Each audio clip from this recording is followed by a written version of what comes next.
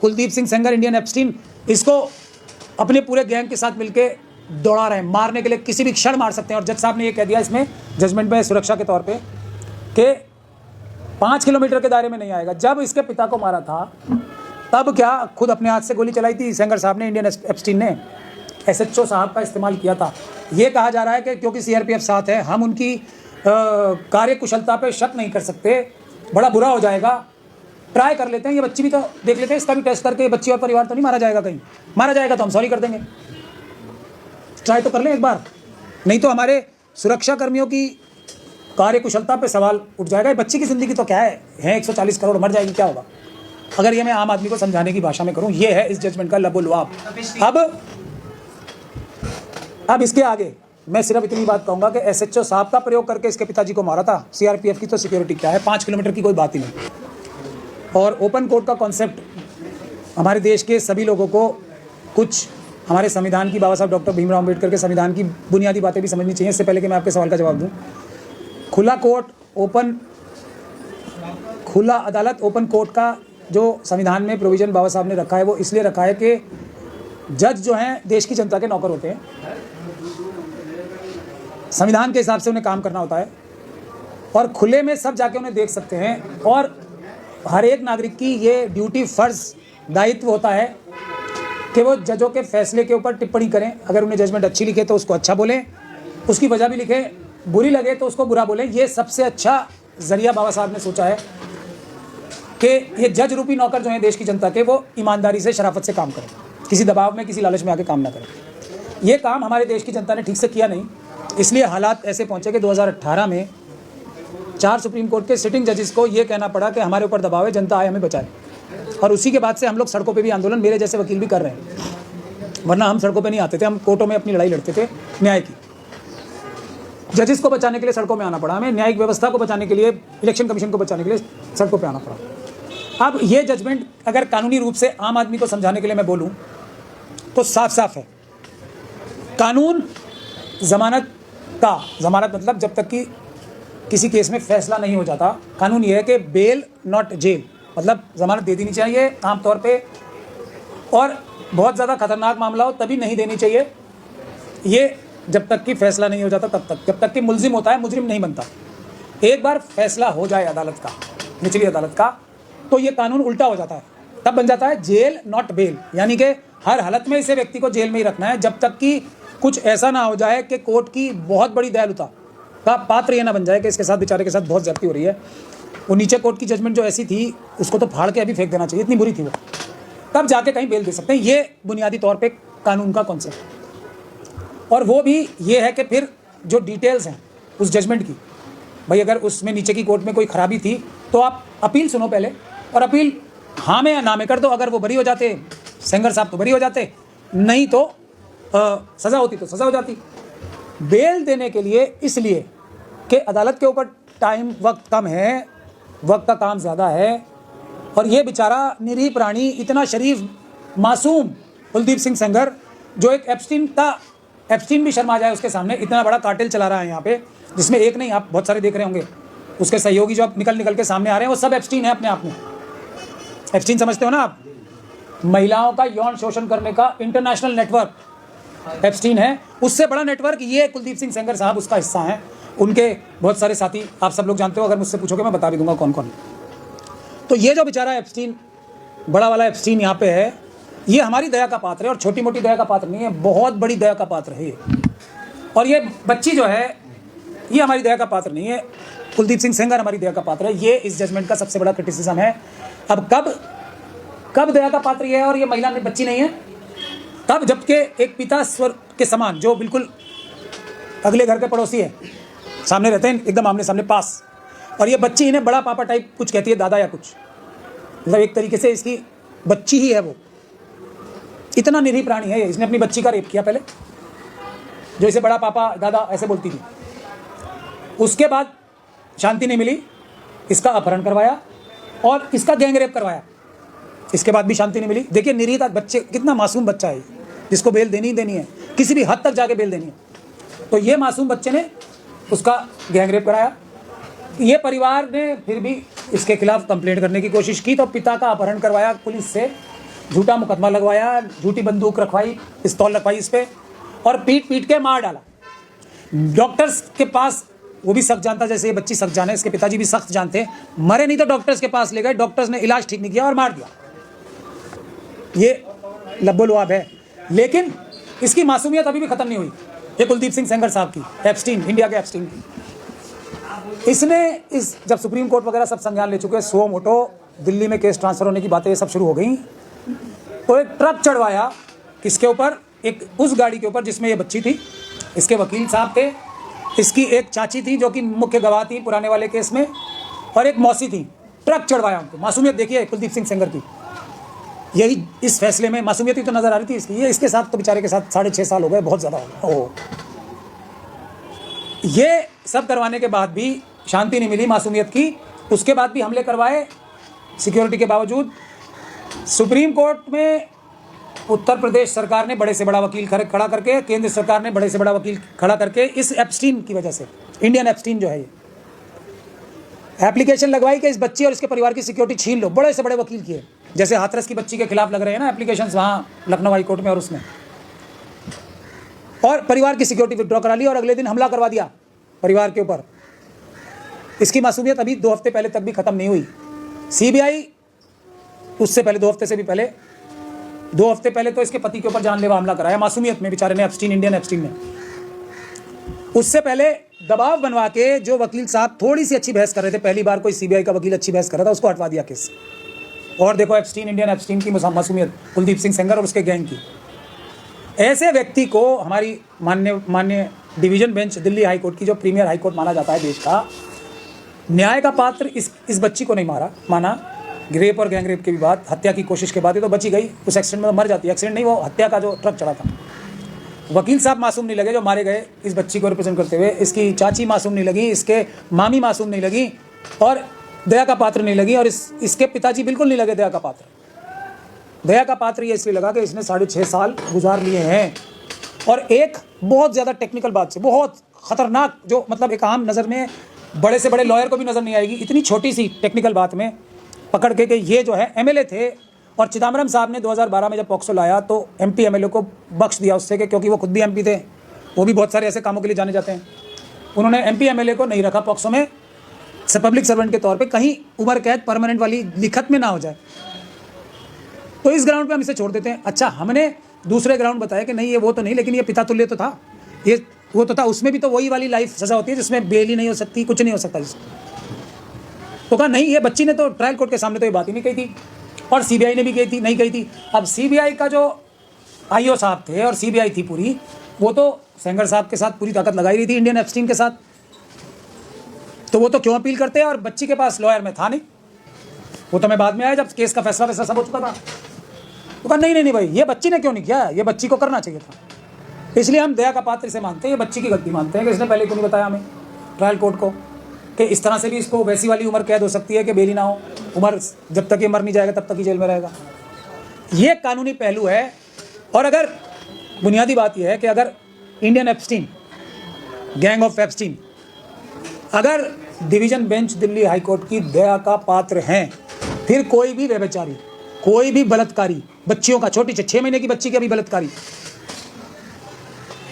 Gang rapist, murder, gang and murder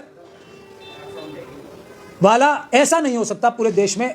मैं अपने पूरे एक्सपीरियंस से बता रहा हूं, जिसको दया का पात्र ना माना जाए पूरे देश में कहीं। दिल्ली में तो ये तय हो गया, दिल्ली की तो कोई भी बच्ची अब अगर इसके साथ ये होगा तो वो ये सोचेगी मेरे साथ तो ये हो गया, अगर मैंने कंप्लेंट कर दी कहीं तो डिवीजन बेंच मुझे दया का पात्र नहीं मानेगी। तो एक काम मैं करती हूँ, मैं चुप हो जाती हूँ, या तो मैं चुपचाप जाके घुट घुट के मर जाऊँ, आत्महत्या कर लूँ, वरना मेरे पिताजी मारे जाएंगे, मेरे वकील मारे जाएंगे, मेरी चाची, मामी, सब परिवार वाले मारे जाएंगे। कंप्लेंट नहीं करनी मुझे पुलिस में। इस जजमेंट का फैसला, आउटकम ये है, क्योंकि दया का पात्र वो व्यक्ति होगा।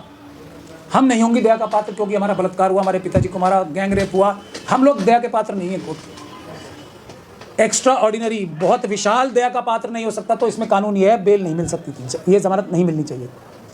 ये है लब्बो लुआब। अब इस देश की जनता को तय करना है, किसी की बच्ची, किसी की माँ, बहन, बेटी सुरक्षित नहीं है। आज वो उस बच्ची की माँ भी देखी ना, वो विधवा हो गई, उसको सुरक्षा नहीं है आज, उसको नौकरी नहीं है। कोई भी मरता है ना, उसकी फैमिली को मिलती है नौकरी। इस बच्ची के पति को नौकरी नहीं है। कुलदीप सिंह सेंगर, इंडियन एप्स्टीन, इसको अपने पूरे गैंग के साथ मिलके दौड़ा रहे हैं, मारने के लिए किसी भी क्षण मार सकते हैं। और जज साहब ने ये कह दिया इसमें जजमेंट में सुरक्षा के तौर पे कि 5 किलोमीटर के दायरे में नहीं आएगा। जब इसके पिता को मारा था तब क्या खुद अपने हाथ से गोली चलाई थी सेंगर साहब ने, इंडियन एप्स्टीन ने SHO साहब का इस्तेमाल किया था। ये कहा जा रहा है कि क्योंकि CRPF साथ है, हम उनकी कार्यकुशलता पे शक नहीं कर सकते, बड़ा बुरा हो जाएगा। ट्राई कर लेते हैं, ये बच्ची भी तो देख लेते हैं, इसका भी टेस्ट करके ये बच्ची और परिवार तो नहीं मारा जाएगा। कहीं मारा जाएगा तो हम सॉरी कर देंगे। ट्राई तो कर लें एक बार, नहीं तो हमारे सुरक्षा कर्मियों की कार्यकुशलता पे सवाल उठ जाएगा। ये बच्ची की ज़िंदगी तो क्या है 140 करोड़, मर जाएगी, क्या होगा? अगर ये मैं आम आदमी को समझाने की भाषा में करूँ, ये है इस जजमेंट का लबो-लुआब। अब इसके आगे मैं सिर्फ इतनी बात कहूँगा कि SHO साहब का प्रयोग करके इसके पिताजी को मारा था। CRPF की तो सिक्योरिटी क्या है, 5 किलोमीटर की कोई बात ही नहीं। बताएं एप्स्टीन की बात कर रहे हैं, एप्स्टीन को मार दिया गया था या मर गया था संदिग्ध अवस्था में। कुलदीप सेंगर के बारे में सब कुछ है, उसको उसके ऊपर कैसे, मतलब हाई कोर्ट क्या जानता नहीं सारी चीजें, या क्यों ऐसे जजमेंट दे रहा है, उसके जज कैसे क्यों दे रहे हैं? आपने मेरी बात ध्यान से नहीं सुनी। इंडियन एप्स्टीन बोला है मैंने।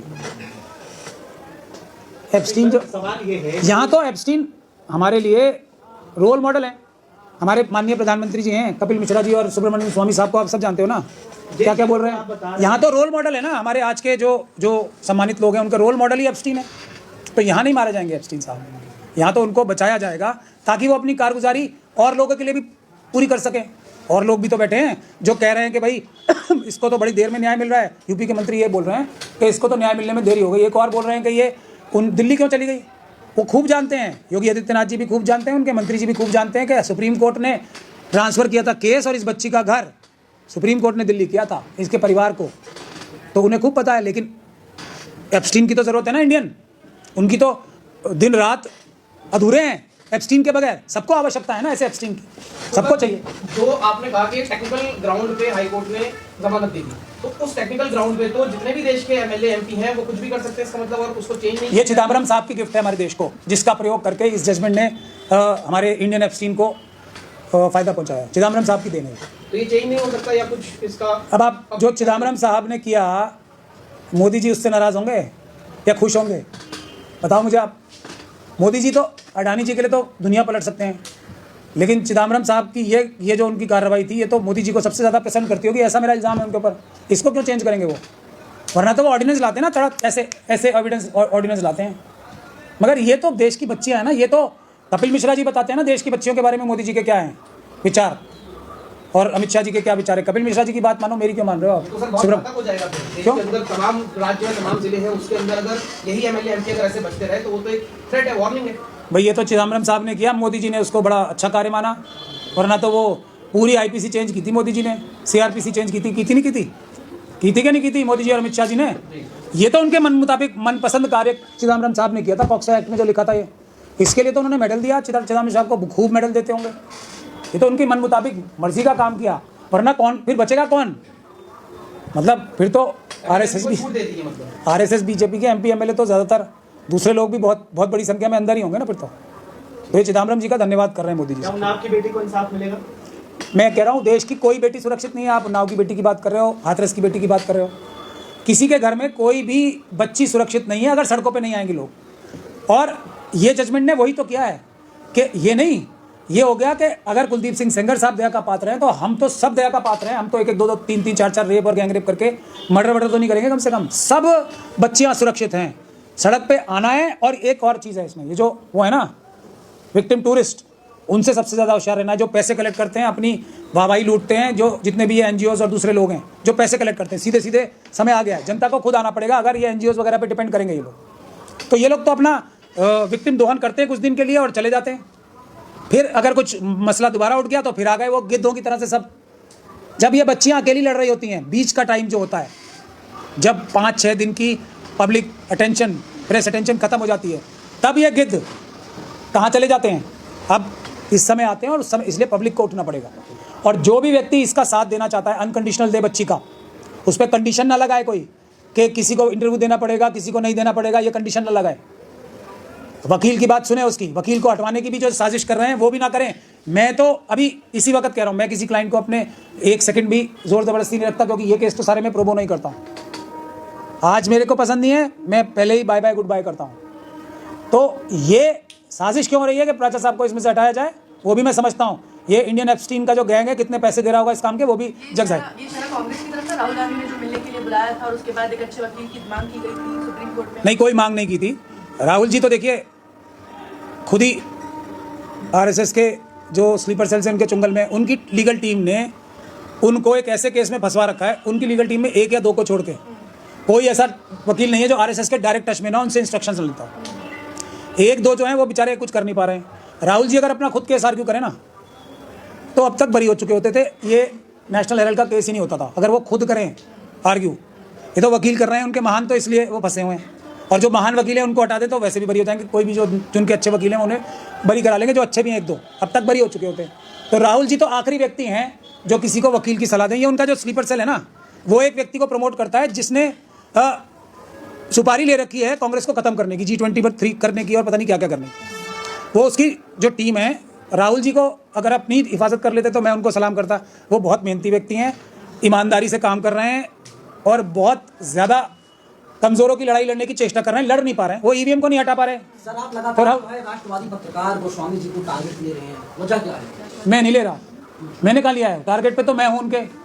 क्योंकि गोस्वामी जी ने क्या काम किया, एक हिट जॉब वो बनाया, हिट जॉब शुरू किया, लोग भेजे कि इस बच्ची को अर्नब गोस्वामी के साथ इंटरव्यू कराना है, पूरा बढ़िया हिट जॉब कराया पूरा।